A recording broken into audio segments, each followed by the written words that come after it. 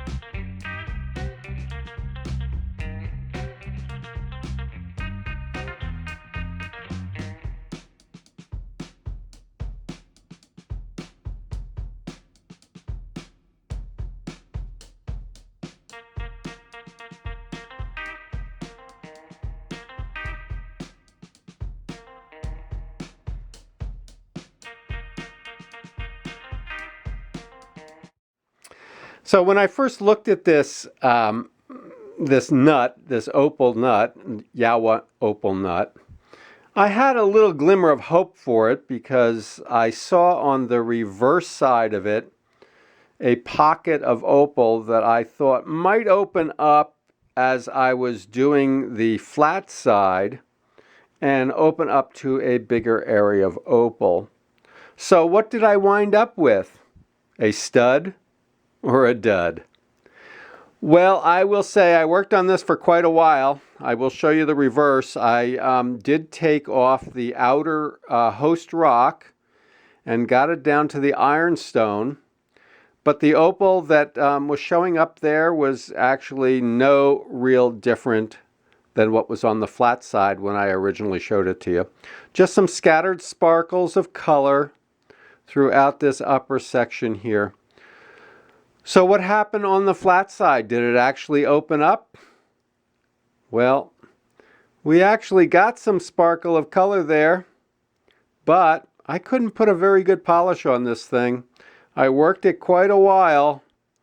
I used leather on it. I used plastic ultra lap. I used a forward motion and a reverse motion on my lap wheel. I used low water, high water, and I just could not get this thing to polish very well or to bring up any more color than what was there. And actually, we may have lost just a little bit of color. I don't know. But It did not bring up a polish, and it did not open up a pocket except for right here in the center. This little vortex that's here actually is little sparkles of opal color. I know it's not going to show up. And this outer ring here has little sparkles of opal that showed up. So it's kind of a cool effect, but you have to see it really close to be able to see it. But the fact that it would not take a polish was very disappointing to me. I would have been fine with the small amount of color I saw in this if I could have gotten it to take a better polish. But hey, those things happen, and this just goes to show, folks, I am going to show you my successes and failures just the same. This one here, I think, was a dud. Okay, well, I hope you stuck around and watched what this opal nut was going to turn out to be. You know, when you turn it this way, you could see some more flashes of color than you can this way. I don't know if that's showing up or not, but let's just turn that a little bit there. Whoops, let's do it slowly. Yeah, when you turn it, you can start seeing more flashes of color on that than you can when you're looking at it straight down.